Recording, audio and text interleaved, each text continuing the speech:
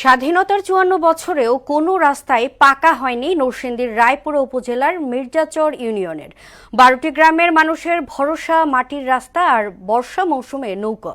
যোগাযোগ ব্যবস্থা ভালো না হওয়ায় এখানে কমছে শিক্ষার হার, বাড়ছে অপরাধ প্রবণতা। রাস্তা পাকাকরণে ব্যবস্থা নেবে উপজেলা প্রশাসন। বিনা আক্তারের প্রতিবেদনে জানাচ্ছেন তাহসিন তারিন। স্বাধীনতার ৫৪ বছরেও কোনো রাস্তাই পাকা হয়নি নরসিংদী রায়পুরা উপজেলার মির্জাচর ইউনিয়নে। এখান থেকে কোথাও যেতে হলে দীর্ঘপথ পায়ে হেঁটে কিংবা নৌকায় যেতে হয়। নেই প্রয়োজনীয় সেতু, কালভার্ট। পুরো এলাকায় একটি ইটের সোলিং চোখে পড়লেও সেগুলোরও ইট উঠে গেছে। বছর জুড়েই শিক্ষার্থীদের পায়ে হেঁটে স্কুলে আসা যাওয়া করতে হয়। তাই দিন দিন স্কুলে কমছে শিক্ষার্থীর সংখ্যা। ছেলে মেয়ে স্কুলে আসা যাওয়া খুবই কষ্ট হয়। সেই কারণে আমাদের এই রাস্তাঘাটগুলা, যোগাযোগ ব্যবস্থাগুলো আমরা পরিপূর্ণ সুন্দর দেখতে চাই। আমরা ছেলে মেয়ে ডেলিভারি হইতে পারে না, আবার একজন বেশি অসুস্থ রোগী হইলে আমরা লইয়া যেতাম পারি না। যোগাযোগ ব্যবস্থাটা ভালো হয় তাহলে আমরা সব দিকে সুবিধা হব। ভালো রাস্তা নেই, যার কারণে আমাদের স্কুলে যেতে অনেক কষ্ট হয়। এই ব্রিজ দিব কইছে, এই রাজোর জনমুখ হয়ে গেছে, কিন্তু একটা ইট ফেলাইছে না এই পর্যন্ত। স্থানীয় ইউপি সদস্য ও চেয়ারম্যান বললেন, এই এলাকায় ১ ইঞ্চি পাকা রাস্তাও নেই। তাই উপজেলা সদরে যাওয়া সহ অসুস্থ রোগী নিয়ে পড়তে হয় বিপাকে। ১ ইঞ্চিও পাকা রাস্তা নাই।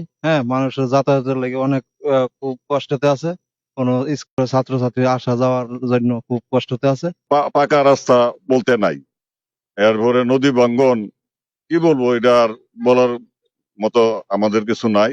আমাদের তো অন্ধকার আর কেউ নাই। মির্জাচর নদী বেষ্টিত এলাকা, কিন্তু এখানে ব্রিজ নেই। তাই রাস্তা উন্নয়নের ক্ষেত্রে ঝামেলায় পড়তে হয়। 4টা ব্রিজে আমার ডিপিপি অন্তর্ভুক্ত করা আছে এবং এখানে ওঠা অপেক্ষা আছে।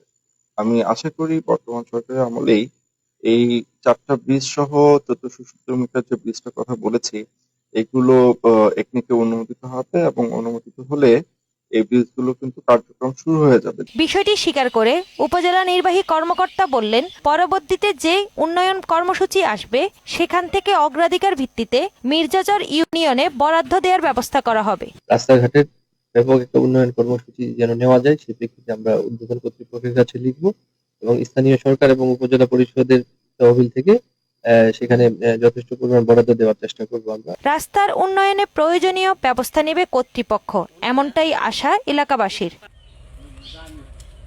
তাহসিন তারিন, মোহনা সংবাদ।